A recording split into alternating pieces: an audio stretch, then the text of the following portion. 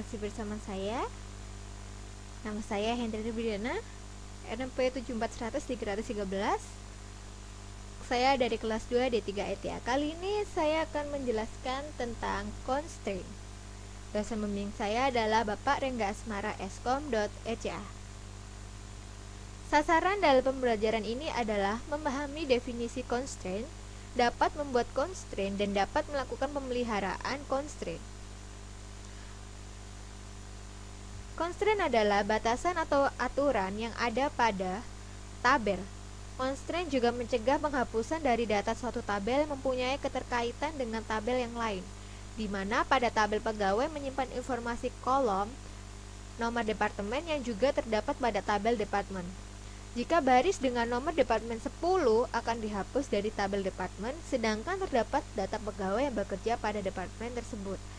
Maka dengan adanya constraint antara dua tabel, penghapusan tersebut tidak bisa dilakukan. Selanjutnya, beberapa tipe constraint berikut: not null, unique, primary key, foreign key, dan check. Sintak penulisan constraint adalah create tabel skema dot tabel dalam kurung kolom data type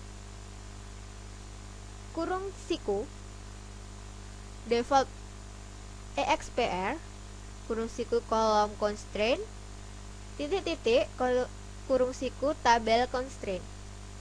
Contohnya, create tabel employee dalam kurung employee ID number dalam kurung 6, first name varchar 2 dalam kurung 20, titik-titik, lalu job ID varchar 2 dalam kurung 10 not null, constraint emp underscore id underscore pk primary key dalam kurung employee ID. Constraint not null. Suatu kolom yang didefinisikan dengan constraint not null tidak boleh berisi nilai null. Kolom yang berfungsi sebagai kunci primary key otomatis tidak boleh null. Constraint unique. Constraint unique mendefinisikan suatu kolom menjadi bersifat unik. Constraint primary key. Constraint primary key membentuk key yang unik untuk suatu tabel. Kolom yang didefinisikan sebagai primary key akan mengidentifikasi suatu baris data menjadi unik. Constraint foreign key. Foreign key constraint didefinisikan pada suatu kolom yang ada pada satu tabel, di mana kolom tersebut juga dimiliki oleh tabel yang lain sebagai suatu primary key.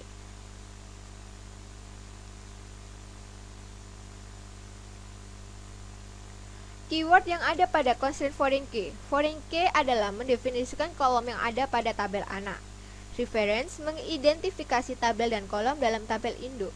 On delete cascade, penghapusan baris dependent dalam tabel anak pada saat sebuah baris pada tabel induk dihapus. On delete set null, mengkonversi dependent foreign key ke nilai null. Selanjutnya,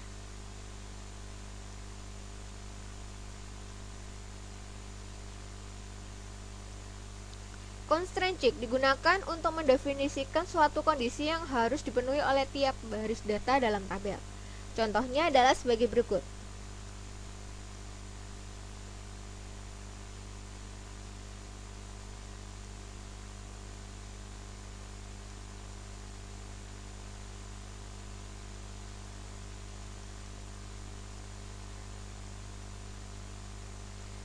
Titik-titik, salary number dalam kurung 2, constraint emp underscore salary underscore min, cek dalam kurung salary lebih dari 0.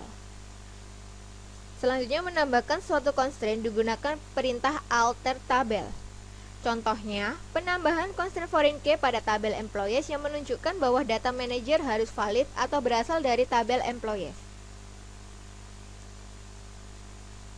Contohnya sebagai berikut. Alter tabel employees and constraint emp manager fk foreign key dalam kurung manager ID reference employees dalam kurung employee ID. Maka akan tersebut tabel altered. Selanjutnya, menghapus constraint juga digunakan perintah alter table. Contohnya, menghapus constraint primary key pada tabel department dan menghapus asosiasi constraint foreign key pada kolom employees department ID. Penulisannya adalah sebagai berikut: alter tabel employees drop constraint EMP manager FK. Hasilnya adalah sebagai ada tulisannya tabel altered. Lalu selanjutnya, mendisable constraint atau menonaktifkan constraint digunakan clause disable. Pilihan Cascade digunakan untuk mendisable dependent integrity constraint. Contohnya, alter tabel employees disable constraint EMP AD PK Cascade. Selanjutnya, mengenable constraint atau mengaktifkan kembali constraint digunakan klausa enable. Sama seperti tadi, contohnya penulisannya alter tabel employees enable constraint EMP ID PK. Lalu cascade constraint digunakan dengan klausa drop column. Klausa cascade constraint menghapus semua referential integrity constraint yang merefer ke primary dan unique key yang didefinisikan pada kolom yang dihapus. Penulisannya alter tabel T1 drop dalam kurung PK cascade constraint. Alter tabel T1 drop PK FK call 1 dalam kurungnya, lalu cascade constraint. Sekarang menampilkan constraint. Tabel user constraint menyimpan informasi tentang constraint.